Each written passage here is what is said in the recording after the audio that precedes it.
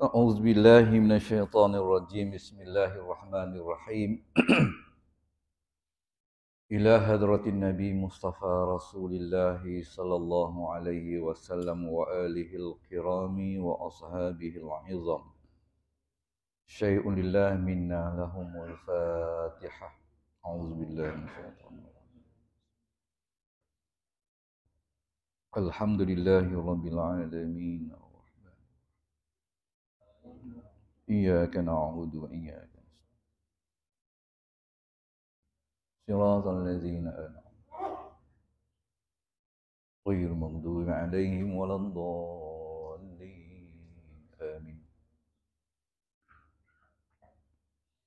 بسم الله الرحمن الرحيم الحمد لله رب العالمين والصلاة والسلام على أشرف الأنبياء والمرسلين وعلى آله وصحبه أجمعين اللهم افتح علينا حكمتك وانشر علينا من خزائن رحمتك يا أرحم الراحمين والحمد لله رب العالمين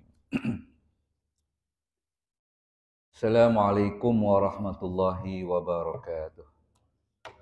Innal hamdalillah asyhadu an la ilaha illallah wa asyhadu anna Muhammadan abduhu wa rasuluh.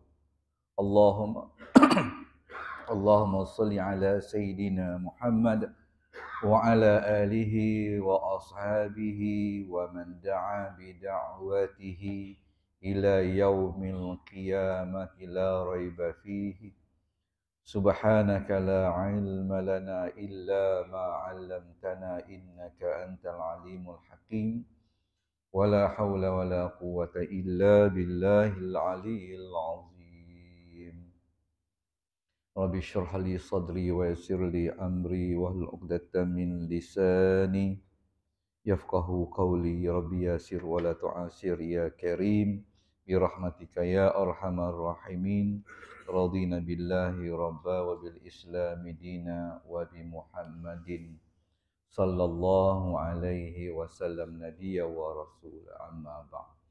Yang saya kasihi Tuan Haji Razak, pengurusi surau kita, barisan jawatankuasa pengurusan pentadbiran surau, Tuan Imam kita, Tuan Bilal kita, tuan-tuan dan perempuan yang hadir bersama pada malam ini, mudah-mudahan kita sentiasa dipayungi dengan rahmat dan kasih sayang Allah Subhanahu wa taala dan juga keampunan daripada Allah Subhanahu wa taala daripada segala kesilapan yang kita lakukan sama ada sengaja ataupun tanpa kita sedar. Kita berkongsi ilmu dalam kitab himpunan hadis dan insan yang disusun, yang ditulis oleh Dr. Zulkifli Al-Bakri. Malam ni kita tengok hadis yang ketiga berkaitan dengan tajuk dia iaitu bekerjasama. Saya ada janji dengan tuan-tuan untuk dapatkan keizinan tapi minggu ni nak berjumpa. Tak sedap pula main telefon kan. Orang alim kita nak minta buku dia, main telefon dia. Jadi saya kata dengan anak saya, tak apa, hubungi dia, bagilah ruang kita berjumpa dengan dia, walaupun 10 minit, sekadar untuk dapatkan keizinan memperbanyakkan kitab ini untuk tujuan kita berkongsi ilmu. Patutlah kelabu ya punya teropong tak pakai. Kata kenapa kelabu tulisannya? Tak sedar diri. Bismillahirrahmanirrahim. Kita masuk hadis yang ketiga, tajuk dia bekerjasama. Daripada Nu'man bin Bashir radhiyallahu anhuma. Rasulullah sallallahu alaihi wasallam bersabda, "Masalul mu'minina fi tawaddihim wa tarahumihim wa ta'atufihim masalul jasadi iza ishtaka minhu udhun tada'a lahu sairul jasadi bis-sahri wal huma." Hadis ini hadis yang diriwayatkan oleh dua perawi yang hebat, iaitu Imam Al-Bukhari dan juga Imam Muslim. Jadi dia panggil hadis ini muttafaqun alaihi kerana dia ni dirawikan. Ada dalam kitab Sahih Bukhari dan juga ada dalam kitab Sahih Muslim. Kenapa ada kedua-duanya? Sebab hadis ini kena pada syarat-syarat yang diletakkan oleh Imam Bukhari sebagai hadis sahih. Begitu juga hadis ini juga mengenai pada syarat-syarat yang diletakkan oleh Imam Muslim sebagai hadis sahih. Maka kedua-duanya mengambil dia sebagai hadis sahih. Bila kedua-dua mengambil, maka dia katakan rawahu muttafaqun alaihi. Maksud dia, perumpamaan ataupun gambaran kehidupan orang yang beriman dari segi apa? Dari segi berkasih sayang. Kehidupan kita ni dari segi berkasih sayang, dari segi saling bersimpati, dari segi saling mencintai. Jadi samalah seperti anggota tubuh yang jika salah satu daripadanya mengadu kesakitan, maka ia melibatkan seluruh anggota lain yang boleh membawa tidak boleh tidur dan juga membawa kepada demam. Jadi yang sakit gigi tapi semuanya menanggung. Gitulah gambaran. Hadis ni cantik. Sedikit kita tengok tentang siapa dia Nu'man bin Bashir ni. Saya suka baca kitab ni sebab dia mengambil tentang sedikit cerita perawi dia yang awal dulu, yang mengambil daripada Nabi SAW. Nu'man bin Bashir bin Sa'ad bin Sa'labah bin Khalad bin Zaid al-Kharraji.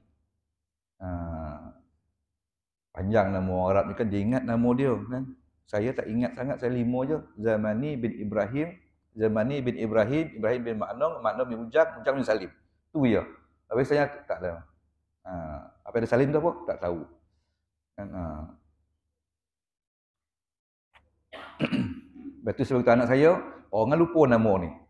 Esok sampai ke anak ke cucu, panjang dia kan? Panjang. Jadi kalau anak saya kan, Akil namanya anak dia Harun. Harun bin Akil, Akil bin Zamani bin Ibrahim bin Ma'num bin Ujang bin Salim. Dia tanya saya, "Bah, anak apa nama?" "Kau nama Harun je lah." Langsunglah Harun kan. Wan dengan Atuk suka nama Harun. Dia tanya, "Kenapa pula abah nak nama anak saya Harun?" "Supaya dia pandai berpidato." Harun kan boleh fasih cakap kan. Baik. Dianya ataupun Nu'man ini dikunyah ni artinya digelarkan, dipanggil sebagai Abu Abdillah. Saya dulu di Mesir dipanggil Abu Aiman sebab anak saya yang sulung nama Aiman, kawan-kawan panggil Abu Aiman. Orang Arab pun panggil Abu Aiman juga.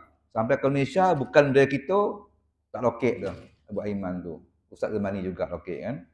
Abu Aiman hilang sekarang ni dah. Dulu isteri saya dipanggil Ummu Aiman, saya dipanggil Abu Aiman. Beliau dan bapanya adalah sahabat Nabi SAW. Sebab itu Nu'man bin Bashir radhiyallahu anhuma. Ayahnya dan dia sama-sama sahabat. Maka kita katakan radhiyallahu anhuma.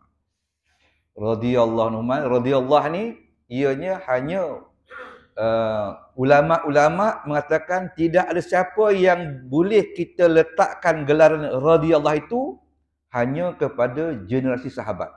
Tabi'in pun tak boleh. Kecuali seorang ulama.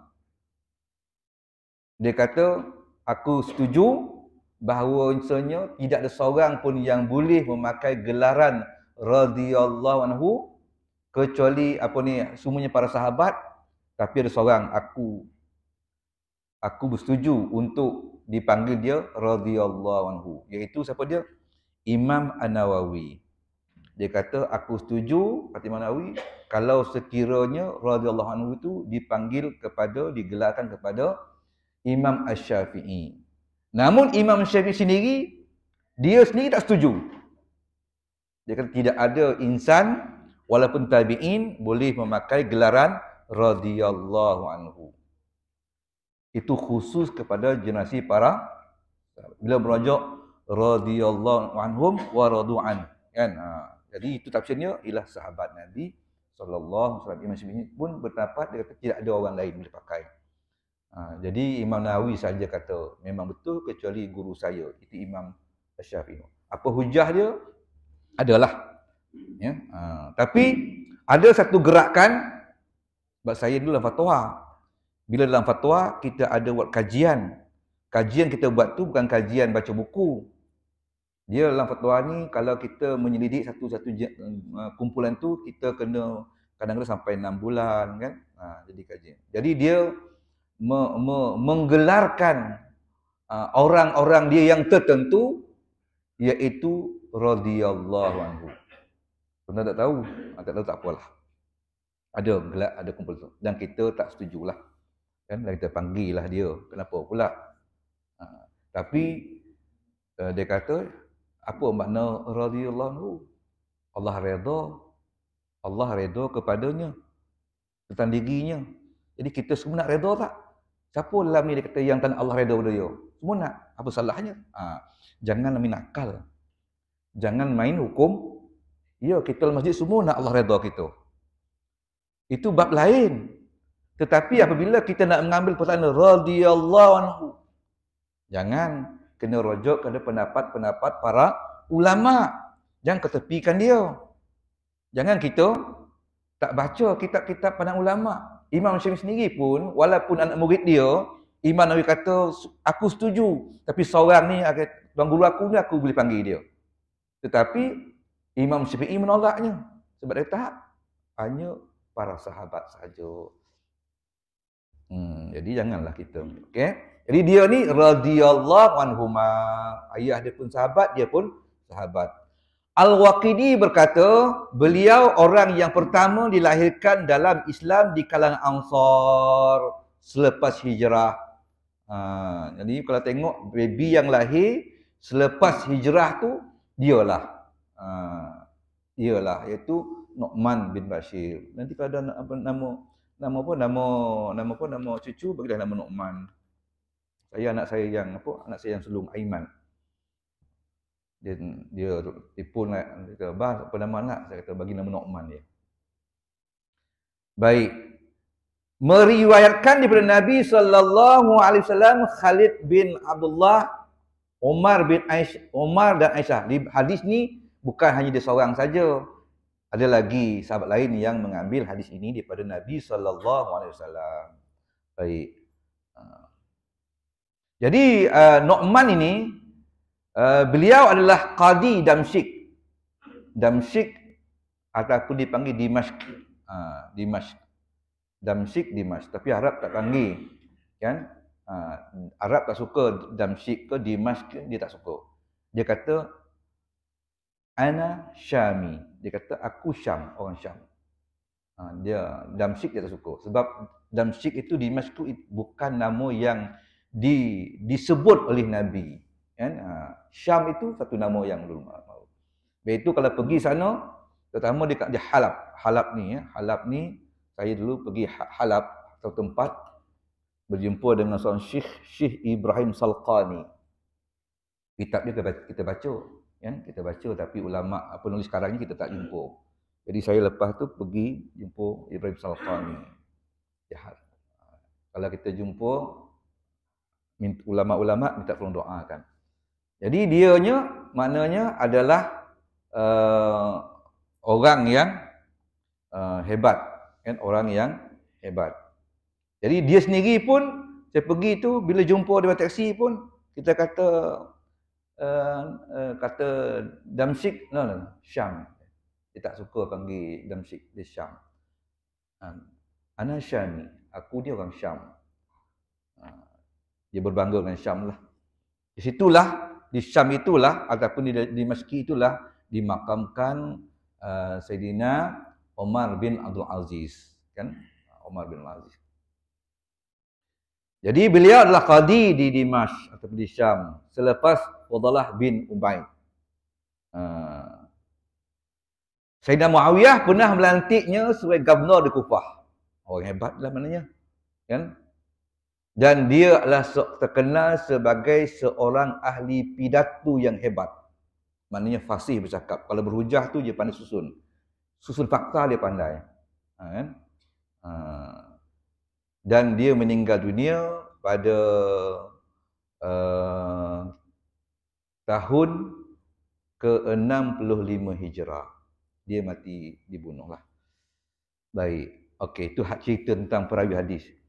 Tentang hadis ini dia berkaitan tadi bahawasanya orang mukmin ni seperti anggota, kan? Mana bekerjasamalah. Jadilah hadis ini menggambarkan bahawa saya tak baca tapi saya ambil rumusan dia. Saya ambil dalam muka surat 23 tu menyebutkan bahawa kerjasama menjadi amat penting khususnya dalam menjayakan satu-satu misi. Sama ada kenegaraan ataupun kemasyarakatan, dia kata. Memang betul. Dengan kerjasama, sebarang yang sukar dan susah bahkan dianggap hampir mustahil menjadi amat mudah. Benda yang sukar mustahil boleh dimudah dan boleh berjaya. Di sini contoh dibawa dalam peperangan Khandaq ataupun dipanggil juga perang Ahzab. Khandaq nisbah kepada parit yang digali. Ahzab sebab kaum musyrikin yang datang tu dia berpasuk-pasukan, dia ada kroni-kroni dia, ada puak-puak dia berhimpun, berbincang. Macam hari inilah kan Israel menyerang Gaza. Adakah Israel? Tidak. Banyak negara, Amerikanya, Britannya, kan, hantar tentera. Jadi maknanya mereka bersekutu. Jadi dipanggil Ahzab ataupun Khandaq Parit. Jadi ada kata tentera musyrikin Mekah bergabung dengan kabilah-kabilah Arab. Ramailah. Jumlah dia waktu itu dianggarkan lebih kurang 10,000 orang. Semuanya dah 10,000. Kan bergabung tadi semuanya menuju ke Madinah. Nak serang Madinah. Sedangkan tentera muslimin yang berada di Madinah gabungan antara Muhajirin dan Ansar, jumlahnya 3,000 orang sahaja. Maknanya 3,000 nak berhadapan dengan 10,000. Satu angka yang tak sama timbang dia. Kan? Sama timbang dia. Macam hari ni Gaza, kan? Tapi saya suka membaca satu maklumat yang saya rasa yakin. Sebenarnya kalaulah Israel itu tidak dibantu oleh Amerika dan juga oleh Britain juga negara lain, dah lama dah, kan? Dah lama dia berkubur. Sebab askar dia adalah satu tentera yang hanya diwar-warkan hebat. Kita kena skema lah, takut. Sebenarnya tidak. Askar dia adalah askar yang tidak mahir dalam berperang. Ya, tak perang. Tapi bila dibantu oleh mereka semua tu, dia kuatlah, kan? Tetapi dengan strategi yang diberi pandangan oleh Salman Al-Farisi. Salman Al-Farisi beri pandangan. Dia daripada Farisi, datang daripada Parsi, kan? Iran. Dia kata gali parit. Dan Nabi pun setuju. Bila setuju itu, Nabi pun kumpul bersahabat dan bagi kawasan-kawasan. Kau bersenyap ke senyap, kau bersenyap ke senyap. Kau ni dari sini ke sini. Bagi buat kerja, kan, untuk menggali parit. Dan parit itu dia punya buka dia sehingga tidak mampu untuk dilompat oleh kuda lah. Kan? Tak mampu.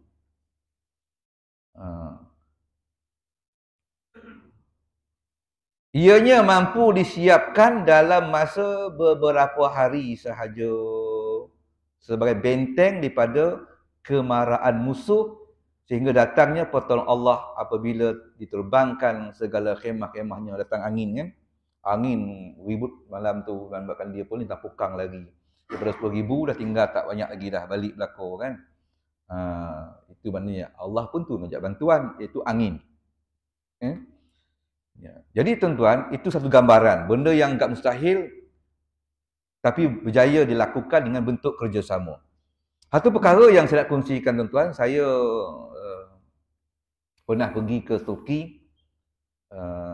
Ialah masa tu hangat-hangat kan, masa kita nak PRU, tapi belum lagi lah. Saya pergi Turki. Pergi ke Turki, masa tu ramai rupanya pergi Turki. Jadi masing-masing ada pergi ke kumpulan dia. Saya satu hari sama, bukan tak? Hari ni saya pergi, semalam tu Ashraf Wajdi pergi dengan pimpinan pemuda UMNO. Saya pergi hari ni tu. Pergi ya. Tapi taklah berjumpa.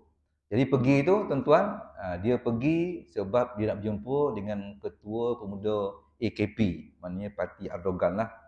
Dia berjumpa lah. Saya pula bukan main loya buruk dia. Kan nak berjumpa Erdogan. Orang Rambau nak jumpa Erdogan. Mana lah boleh kan. Jadi pergi sana, berurusan, tak dapat. Hanya saya sempat dapat kumpulan saya berjumpa dengan Menteri Luar Negeri dia saja. Itu sajalah berjumpa. Jadi tujuan saya tuan-tuan, pergi itu kita dapat tengok. Saya tengok. Kalau kita tengok pembukaan kota Konstantinopel yang berlaku pada 22 April 1452. Saya pergi tempat tu, tengok. Sebelah sana tu adalah dipanggil selat apa ni, Bosphorus. Besar, laut terbuka kan, selat tu besar tu. Jadi dalam tu ada selat, tanjung dipanggil Tanjung Emas. Jadi Tanjung Emas tu. Jadi maknanya dah masuk dia kapal semua daripada sana, daripada selat Bosphorus tu. Sebab dia besar. Maksud tu. Bila masuk sini ada teluk, dipanggil Tanjung Emas. Nak keluar balik kena keluar sinilah. Jadi dia berteluk kan, dia macam teluk. Jadi dalam tu namanya dipanggil Tanjung Emas. Jadi situlah istana semua. Tetapi di sekeliling itu dipagari dengan tembok setinggi 25 meter. 25 meter ni tinggi kan? 25 meter tinggi.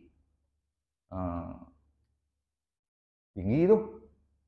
Tapi ada satu bukit tu tak ada tembok. Tapi di bukit tu tak ada tembok. Jadi bukit tu memisah antara lautan selat Bosphorus, naik bukit tu turun, tu masuklah Tanjung Emas ataupun dipanggil Tanjung Emas itu. Dalam kawasan istana tu. Bandar besar, bandar kota Konstantinopel. Saya pergilah atas tu, ke bukit tu pergi tu, lepas tu turun tu naik dia punya apa dia panggil tu, yang kita sengayut tu. Itulah. Tinggi tuan-tuan, pergi tengok. Tapi saya tu sengayut turun, orang dulu tidak. Kan? Jadi Muhammad Fatih Sani ni sampai tu dia tahu, dia sampai di laut tu, malu sampai ke selat Bosphorus tu, nak masuk tak boleh. Sebab antara sana ke sana tu memang ada rantai. Tembok-tembok tu ada tengah tu, pintu terbuka tu rantai. Dan rantai ni kalau dilanggar kapal tenggelam. Tak boleh. Memang dan dijaga. Dan dia tahu takkan boleh masuk. Jadi dia pun meeting lah. Meeting dia tahu macam mana cara ni. Maka dia marahkan kapal kita ni kita luncurkan direct ni. Kita sampai ke bukit, turun bukit tu nanti sampailah ke Tanjung Emas tu. Kan kau jauh gila tuan-tuan kan. Waktu tu kalau saya baca sejarahnya dia berumur 26 tahun. Wih, muda kan? 26 tahun. Saya umur 26 tahun, baru 3 tahun kahwin. Dia 26 tahun. 26 tahun dah pimpin tentera tu. Membebaskan kota Konstantinopel. Jadi kalau tengok sejarah dia, saya tengok tu daripada kaki bukit selat Bosphorus tu, naik bukit nak turun ke Tanjung Emas Lekuk tu, jarak dia dalam kitab lama dia kata 3 batu. 3 batu berapa kilometer? 5. Lebih kurang ikut 5 kilometer kan. Tapi 5 kilometer bukan orang kata, bukit. Mendaki bukit kan. Kapal pula sebanyak 70 biji buah kapal. kapal tu nak dilayar ke bukit. Jadi dia pun asal dia terbang anak balak. Terbang anak balak tak boleh guna chainsaw. Guna chainsaw tu lah. Tengah malam kerja, malam juga kerja. Tak tidur dia malam tu. Terbang, buang kulit, lumurkan minyak. Ni minyak sapi. Terbang bidang susun, lepas tu golekkan, tolak. Yang tarik, yang tolak. Dan bila masuk saja subuh, dia pun dah sampai dah. Dah sampai belah sana tu. Dia naik bukit ni, 70 kapal dah ada di Tanjung Emas. Dah terngapung kapal tu. Tawan tentu. Dan kita tengoklah. Kan? Jadi maknanya, suatu yang hebat. Kerjasama. Maknanya, apa saja yang diarah kalimah Fatih, tentera dia tak pernah kata, ini kerja gila, tak ada. Samalah baru ni, tuan, ketika mana Abu Ubaidah mengarahkan 4 tentera Qassam pergi tawan satu kem tentera. Kem itu seramai 25,000 tentera. Kem Israel tu 25,000 tentera. Dihantar 4 orang. Kalau kita kat sini, 4 orang ni kau? Kau 4 orang pergi. Ni, 4 orang lepas je dah ni. Tak ada guna. Dia tu kem. Kita nak tawan kem. Kalau nak tawan kereta kebal sebiji, bolehlah. Nak tawan ceritanya tawan kem. Tapi tentera Qassam ni kata, tak pernah kata tak boleh. Sebab arahan. Dia pergi, strategi pergi. Dan akhirnya dapat menawan, walaupun 4 orang, dapat tawan 25,000 tentera Israel dan kem itu ditawannya. Kan waktu tu, tertawannya 11 kem tentera. Kan? 11 kem tentera. Jadi seorang bila tangkap tu, kenapa kamu menyerah? Dia kata, macam mana tak menyerah? Dia kata, berkerumun datang tentera kamu. Jadi datang 4 orang saja, tapi dia nampak berkerumun. Menunjukkan bahawa, kalau kita tengok dalam Khandak tadi, tentera Islam 3,000. Tetapi Allah mengalahkan 10,000 itu dengan hanya tiupan angin. Begitulah bila kerjasama. Baik, itu cerita dia lah. Ya, bahawa akhirnya berjaya adalah ditawan kota Konstantinopel itu pada 22 April 1452 oleh Muhammad Fatih Sani dan dianya berumur 26 tahun. Hebat kan, 26 tahun. Baik, dalam hadis ni banyak tentang Al-Quran, juga hadis lain yang menyokong sama maknanya tentang bekerja sama. Kalau kita ambil satu di sini, iaitu surah Al-Ma'idah ayat 2, wa ta'awanu 'alal birri wat taqwa wa la ta'awanu 'alal ismi wal 'udwan wattaqullah innallaha syadidul 'iqab. Maksud dia kata, hendaklah kamu bertolong-tolongan untuk membuat kebajikan dan takwa. Wa ta'awanu 'alal birri wat taqwa. Bila saya rujuk kepada tafsir, kalimah bertolong bantulah kamu dengan benda baik, wat taqwa, bermakna dua ni jangan ditinggalkan. Bila buat benda baik, kita kenalah bertakwa pada Allah. Kenapa? Bila kita buat benda baik, dia akan mendapat orang redha dengan kita, manusia redha dengan kita. Bila kita bertakwa, Allah akan redha dengan kita. Jadi maknanya, dengan buat benda baik, manusia redha dengan kita, dan bila kita buat baik bersama takwa, Allah redha dengan kita. Dua-dua kita dapat. Itu dia kata, wa ta'awanu 'alal birri wat taqwa. Bertolong bantulah kamu dengan kebaikan dan juga ketakwaan. Namun tafsiran juga tidak menyalahkan kalau sekiranya maksud takwa itu ialah benda-benda yang membawa kita kepada takwa kepada Allah. Contohnya buat program Qiyamul Lail. Kita samalah masjid buat program Qiyamul Lail. Kenapa? Sebab program Qiyamul Lail ini ialah program yang membawa insan bertakwa. Ada juga. Itu pun kita terima pakai. Tak ada masalah. Wala ta'awanu 'alal ismi wal 'udwan, dan janganlah kamu bertolong-tolong dalam berdosa dan juga permusuhan. Wattaqullah, satu kali lagi diingat, bertakwalah kamu kepada Allah. Innallaha syadidul 'iqab, dan Allah itu sangat dahsyat dia punya balasannya, azabnya. Jadi ayat ini juga sama makna dia dengan hadis yang kita baca tadi tentang masalul mukminin tadi. Maknanya bekerjasama. Jadi bersamalah kita.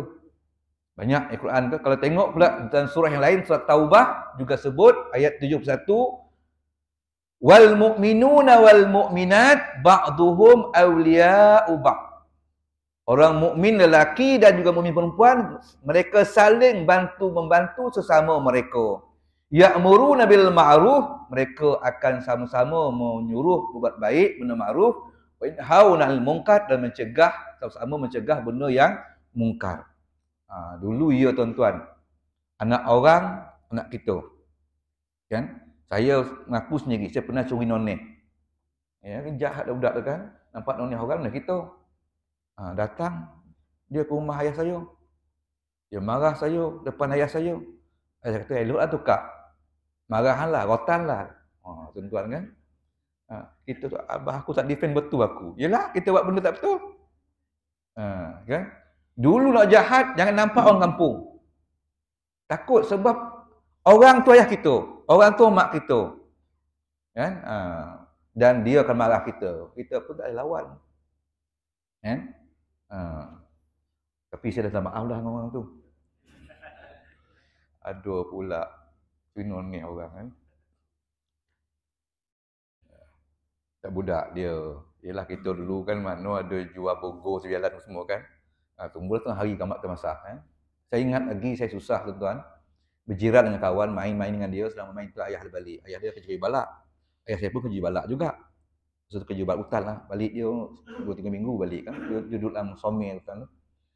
Jadi mana ayah saya tak balik, ayah dia balik. Jadi ayah dia balik buat kuih lah. Lepas tu ayah balik, dia pun balik rumah dia. Kita duk main minat pasir ni kan. Dia pun datang bawa kuih. Satu ronggam. Saya tengok je. Saya kata kau nanti tu tunggu je, tak boleh bagi saya tuan-tuan. Tak boleh bagi saya kuih tu. Kan? Saya pun berlari ke atas rumah, saya ambil sakoping.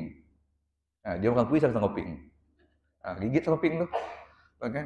Ada juga lah bang jari kuih, kita gigit juga. Baik tuan-tuan. Jadi mana banyak ayat sini. Kalau kita lihat satu tuan-tuan ya. Ya'muruna bil ma'ruf wa yanhauna 'anil munkar. Dua benda yang dipisahkan. Bila kita suruh orang buat baik, di masa sama kita juga ambil tindakan cegah orang daripada jangan buat jahat. Ini penting. Ini menunjukkan bahawasanya kita bekerjasama. Anak orang, anak kita sama-sama kita tegur. Bila dia tegur anak kita, kita jangan rasa marah. Sebaliknya kita hendaklah berterima kasih. Sebab mata kita dua sahaja. Tapi mata jiran-jiran kita banyak. Baik. Kalau kita tengok lagi, hadis Nabi pun banyak juga. Saya ambil 1-2 hadis. Al-mu'minu lil mu'min kal bunyan. Yashuddu ba'duhu ba'dha. Kaitan antara orang beriman dengan orang mukmin yang lain adalah seperti binaan yang saling kokoh mengokoh. Jadi maknanya kita pun kena saling bantu-bantu. Sama juga ayat itu, hadis ini menyokong tentang bekerjasama. Jadi banyak sangat hadis ni yang saya tak ambil tapi menunjukkan bahawa kita saling kerjasama dalam benda kebaikan. Baik tuan-tuan, saya nak ambil satu kisah teladan. Teladan cerita ini diceritakan. Dalam kitab ni, cerita ini diceritakan oleh Syekh Muhammad Sa'id Ramadan Al-Buti. Saya tak ada rezeki jumpa dia. Memang saya Syria dulu menjelajah untuk jumpa ulama-ulama. Kebetulan saya target hari Jumaat tu, lepas Jumaat memang dia cakap khutbah. Lepas khutbah saya nak pergi ikut dia balik ke rumah dia. Tapi rupanya dia turun mimbar saja, lepas jemaah sembahyang, keluar terus naik kereta, terus ke Parsi. Ke airport. Paris. Dia pergi Paris. Tak dapatlah saya jumpa. Lepas tu kebetulan dah datang, tak boleh jumpa dia, saya pergilah jumpa anak dia, Taufik Al-Buti. Taufik, pergi rumah Taufik, Syekh Taufik tu orang alim juga. Dia cerita apa tuan-tuan? Dia mengajar satu kelas. Dia satu kelas tu dia pun buat cerita. Syekh ni buat cerita. Siapa dia? Syekh Muhammad Sa'id Ramadan Al-Buti buat cerita. Dia kata ada sebuah kawasan dia kata. situ ada pokok kayu, ada yang besar, ada yang kecil. Maka pokok kayu ini ditiup oleh angin dan mereka ini akan bergerak. Menggambarkan bahawa hidup taman itu bahagia sebab dianya hidup dalam ni. Jadi menggambarkan semua kayu-kayu dalam pokok tu hidup bahagia kan. Hidup bahagia sebab sama-sama dipancar oleh matahari, dia kata, ditiup oleh angin dan mereka bergoyang, menggambarkan kawasan itu, taman itu yang bahagia, pokok-pokok itu bahagia. Tiba-tiba masuk seorang manusia. Masuk sebenarnya membawa mata kapak, dia kata, mata kapak. Jadi menyebabkan semuanya huru-hara, pokok dia takut laku. Semua pokok yang kecil yang besar pun takut. Sebab manusia tak masuk kawasan itu, belum pernah orang masuk, dia kata tiba masuk buat kapak.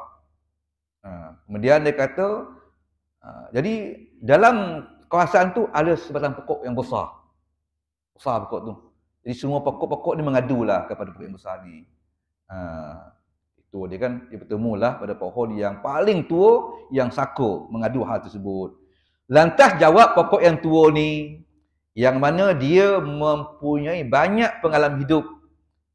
Seraya berkata, jangan takut.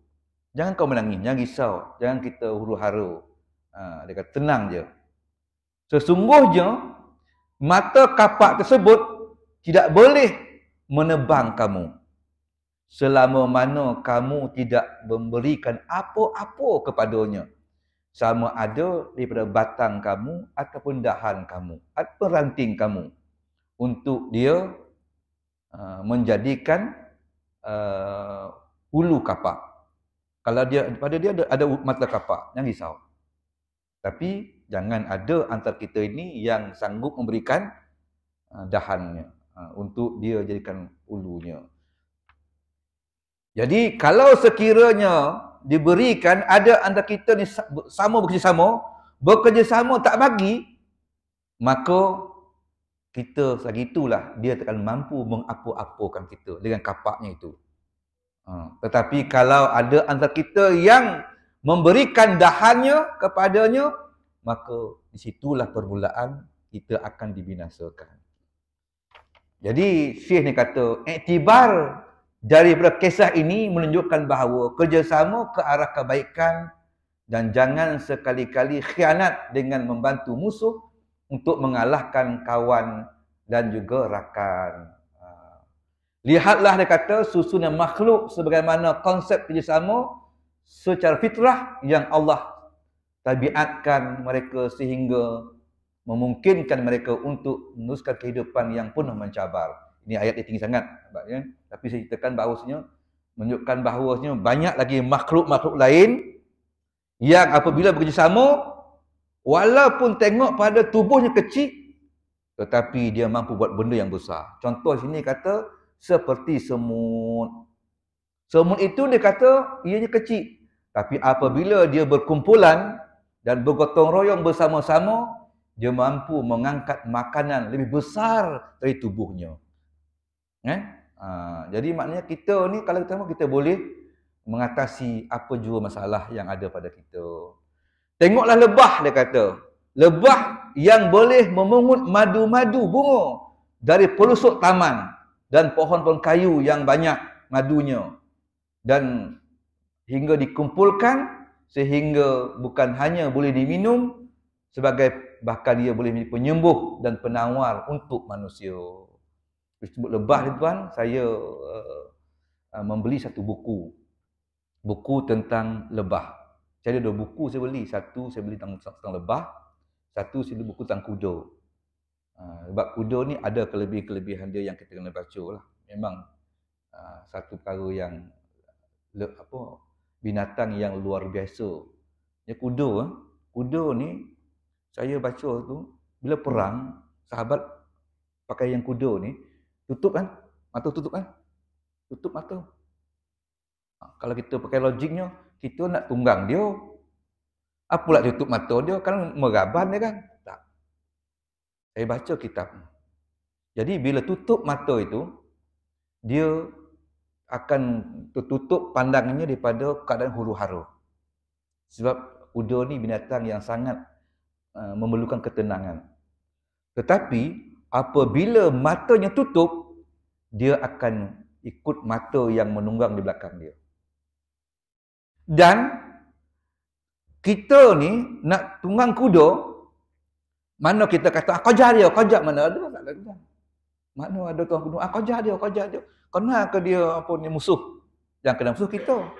Kuda tak mata tutup, nak kejar mana? Kau suruh dia kejar, ke mana nak kejar ni dia kan? Tuan-tuan sekalian, saya 3 hari belajar kursus kuda. Sedap sangat.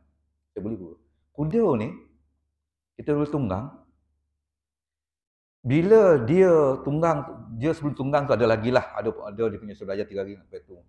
Bila dia naik, dia punya apa telinga tu, bermakna dia dah boleh menerima arahan kita. Arahan perasaan. Bukan arahan suara. Sebab itu bila saya tengok filem apa tu tuan-tuan yang terbang tu? Avatar apa? Avatar kan tu? Kan dia pergi tangkap kuda liar kan, kuda terbang liar tu kan. Dia tangkap tu, lepas tu dicantum punya kuda tu dengan dia punya gabut kan. Karena itu pump. Langsung kuda Avatar tu boleh dinerima arahan kan, dijinakkan. Rupanya dia meniru kitab yang saya baca. Kita letak atas kuda tu, bila dah menongak tu, kita kena memberi arahan. Dan saya letak kun depan tu. 1, 2, 3, 4, 5 kun. Kun 1, kun 2, kun 3, kun 5. Lepas tu guru lah, apa dia panggil ya? Pelatih lah. Okey Ustaz, sekarang Ustaz arahkan Ustaz nak kun mana? Saya cakap, kau pergi kun 3. Mana ada nombor 3 kuda? Kan?